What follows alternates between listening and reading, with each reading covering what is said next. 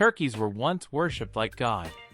While the turkey is currently America's favorite part of the Thanksgiving meal, in 300 BC, these big birds were heralded by the Mayan people as vessels of the gods and were honored as such, so much so that they were domesticated to have roles in religious rites. They were symbols of power and prestige, and can be found everywhere in Maya iconography and archaeology.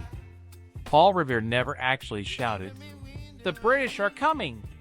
While everyone knows the story of Revere's famous ride, in which he was said to have warned colonial militia of the approaching enemy by yelling, "The British are coming," this is actually false. According to History.com, the operation was meant to be quiet and stealthy, since British troops were hiding out in the Massachusetts countryside. Also, colonial Americans still considered themselves to be British. The Olympics used to award medals for art. From 1912 to 1948, the Olympic Games held competitions in the fine arts. Medals were given for literature, architecture, sculpture, painting, and music. Naturally, the art created was required to be Olympic-themed. According to the founder of the modern Olympics, Pierre de Freddy, the addition of the arts was necessary because the ancient Greeks used to hold art festivals alongside the games. Before the art events were eventually removed, 151 medals were awarded. One time, 100 impostors claimed to be Marie Antoinette's dead son. After the French Revolution, 8-year-old Louis XVII was imprisoned and then never seen in public ever again. His parents were executed in 1793 and, afterward, he was horrifically abused, neglected, and left isolated in a prison cell in the Paris Temple. In 1795, he died of tuberculosis at 10 years old. His body was buried in secret in a mass grave. Years later, dozens of men came forward claiming to be him, because a Bourbon restoration was a possibility, and a successful claimant could then potentially find himself on the throne of France. Napoleon was once attacked by a horde of bunnies. Once upon a time, the famous conqueror Napoleon Bonaparte was attacked by bunnies. The emperor had requested that a rabbit hunt be arranged for himself and his men. His chief of staff set it up, and had men round up reportedly 3,000 rabbits for the occasion.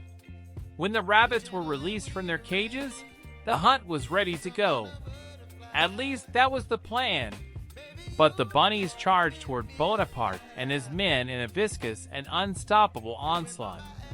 And we were taught that Waterloo was the conqueror's greatest defeat. Women were once banned from smoking in public. In 1908, New Yorker Katie Mulcahy was arrested for striking a match against a wall and lighting a cigarette with it. Why? Because this was a violation of the Sullivan Ordinance, a city law banning women, and only women, from smoking in public. During her hearing at the district court, Mulcahy argued about her rights to smoke cigarettes in public. She was fined $5. 2 weeks later, the Sullivan Ordinance was vetoed by New York City's mayor. The government literally poisoned alcohol during Prohibition. During Prohibition in the United States, the U.S. government literally poisoned alcohol. When people continued to consume alcohol despite its banning, law officials got frustrated and decided to try a different kind of deterrent: death. They ordered the poisoning of industrial alcohols manufactured in the U.S., which were products regularly stolen bootleggers. 1988, apparently very rich. Using forks used to be seen as sacrilegious. What the fork? Forks, the widely used eating utensils, were once seen as blasphemous. They were first introduced in Italy in the 11th century. These spiked spaghetti twirling instruments were seen as an offense to God. And why, do you ask? Because they were artificial hands, and as such was considered to be sacrilegious. The Titanic's owners never said the ship was unsinkable. despite what James Cameron's iconic 1997 film may have you believe. The owners never said that it could never sink. Historian Richard Howell said that the population as a whole were unlikely to have thought of the Titanic as a unique, unsinkable ship before its maiden voyage. Despite what you may believe, the last queen of Egypt wasn't born in Egypt. As best as historians can tell, Cleopatra VII, that's her formal name, was Greek. She was a descendant of Alexander the Great's Macedonian general Ptolemy. Pope Gregory IV declared a war on cats. Pope Gregory IV declared war on cats in the 13th century. He said that black cats were instruments of Satan. Because of this belief, he ordered the extermination of these felines throughout Europe. However, this plan backfired, as it resulted in an increase in the population of plague-carrying rats. Mary actually had a little lamb. Everyone knows the nursery rhyme, Mary had a little lamb. But you probably didn't know this was based on true story. Her name was Mary Sawyer. She was an 11-year-old girl and lived in Boston, and one day was followed to school by her pet lamb. In the late 1860s, she helped raise money for an old church by selling wool from the lamb. Richard Nixon was a great musician. The 37th President of the United States, and the only president to resign from office, actually was an extremely talented musician. He played 5 instruments in total: piano, saxophone, clarinet, accordion, and violin. Ketchup was sold in the 1830s as medicine. Forget ibuprofen. In the 1830s, when it came to popular medicine, ketchup was all the rage. In 1834, it was sold as a cure for indigestion by an Ohio physician named John Cook. It wasn't popularized as a condiment until the late 19th century.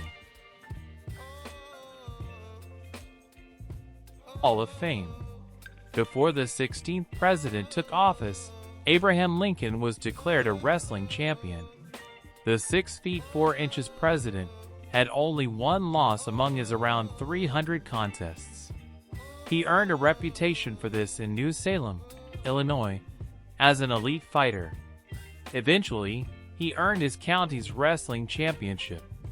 July 19th 4th isn't the real Independence Day. A crowd of people gathered to watch July 4th Independence Day. July 4th is not the real American Independence Day. It is actually July 2nd because this is when the Second Continental Congress in Philadelphia actually voted to approve a resolution of independence. July 4th, though, is when the Congress adopted the official Declaration of Independence, and most didn't even sign that until August. Bartender. Besides being a wrestling champ, Lincoln was also a licensed bartender. In 1833, the 16th president opened up a bar called Barry and Lincoln with his friend William F. Barry in New Salem, Illinois. The shop was eventually closed when Barry, an alcoholic, consumed most of the shop's supply.